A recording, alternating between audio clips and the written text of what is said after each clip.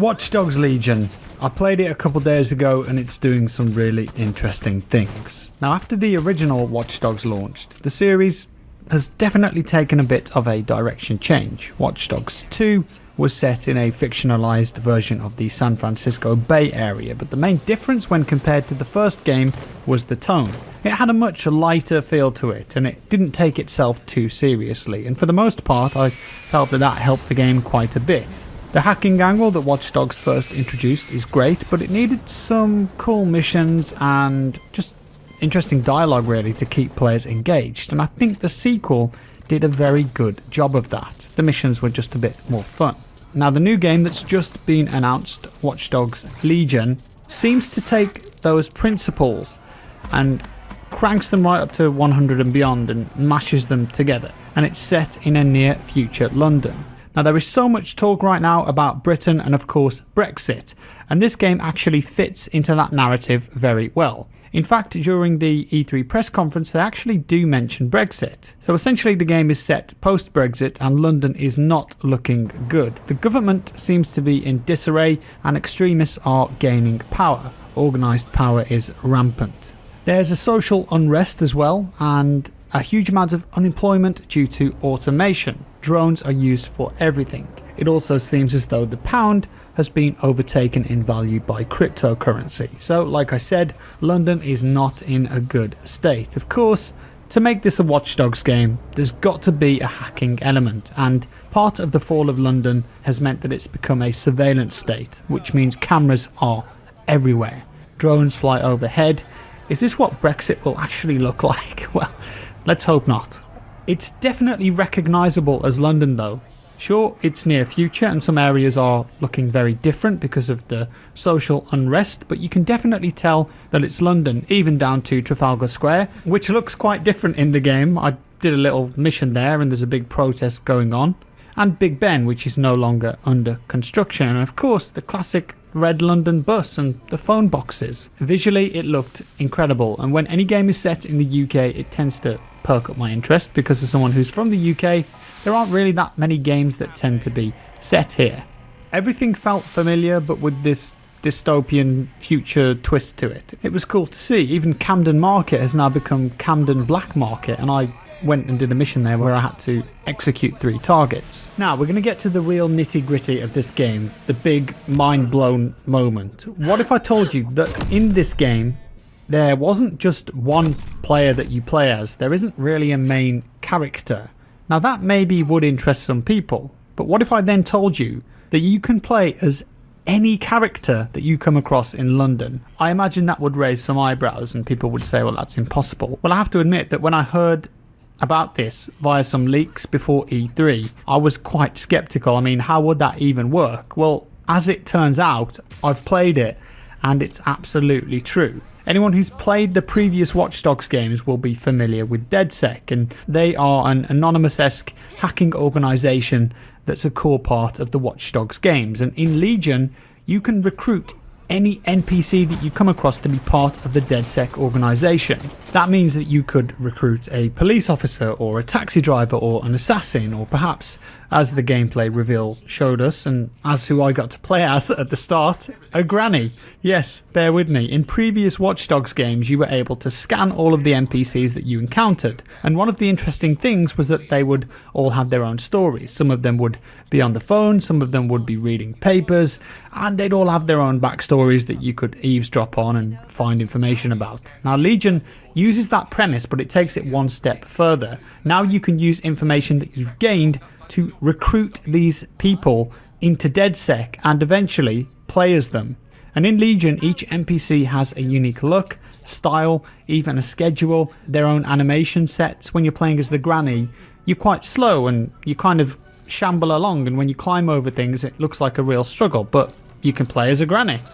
If you play as someone younger, then you'll run faster, you'll be a bit more mobile, but maybe your skills and traits will be a bit different to someone with more experience. So when you found someone that you perhaps want to join DedSec, maybe they've got some skills or traits that you like, then you'll need to find an angle to help get them fully on your side. This means that you'll have to do an onboarding mission that will bring them into the fold. And once you have your new recruit, you can swap between them at any time, using their different traits and skills to suit whatever mission that you're currently doing. But get this, if you die, that character, their name, their traits, their skills, is lost. Permadeath. Gone. What was cool about when I was playing is that the cutscenes were individual to me, to who I was playing as at the time. And this means that each player can have a vastly different experience depending on who they recruit to their team.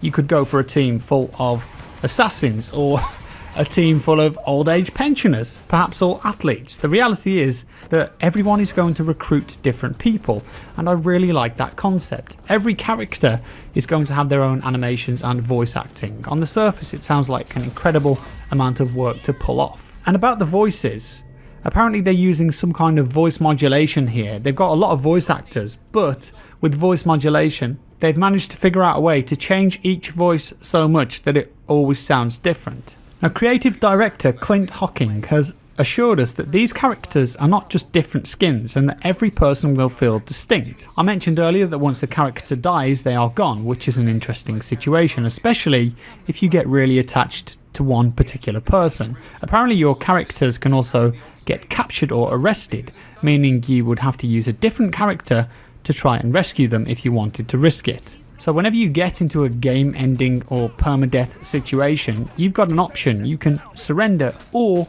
try and make a run for it on low health. Of course, if you run for it and get away, great. But if you don't, you could be killed. Permadeath, you're gone. Surrendering will mean that you'll temporarily lose that character, but there is a chance for you to get them back. I had a great situation when I was playing where the first guy that I recruited ended up being killed. I went to Trafalgar Square, a bomb exploded, and then the police showed up and there was just so many of them. I couldn't escape, they killed me, and I risked it. I tried to get away and that guy died.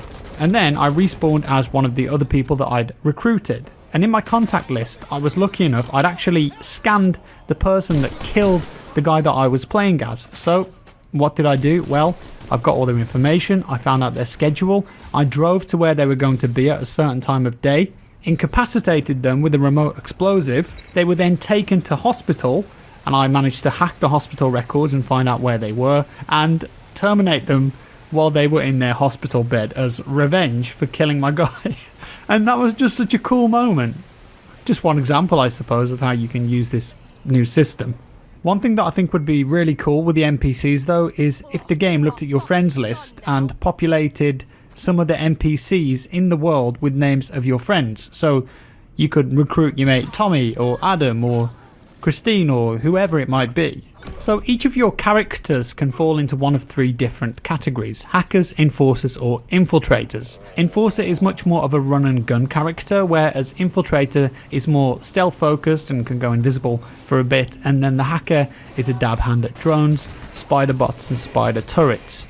And like I said, the infiltrator, they can go temporarily invisible to cameras and citizens because apparently all of the citizens now have neural implants, and when you use that ability it just stops you from being able to be seen by those implants, so effectively rendering you invisible. What's cool here is that not only are you recruiting all of these characters, in fact up to 20 in total in your roster at any one time, but you can then upgrade them individually as you play. So you actually end up investing a lot of time with each of them. And some of them have different team traits that take effect when you're playing with a different character, and of course each will have their own strengths and weaknesses. Also, don't expect the hacking element to be dumbed down at all, as this is still the core of the Watch Dogs franchise. There are still doors to be hacked, drones to be controlled, drones to surf on, yes, spider bots to set up on enemies, and you can still do the remote access thing on cars to hack them, make them turn left and right, or just use them to create a diversion. There's a real mix of vehicles in the game too, ranging from older classics and of course more futuristic vehicles because of the near future setting.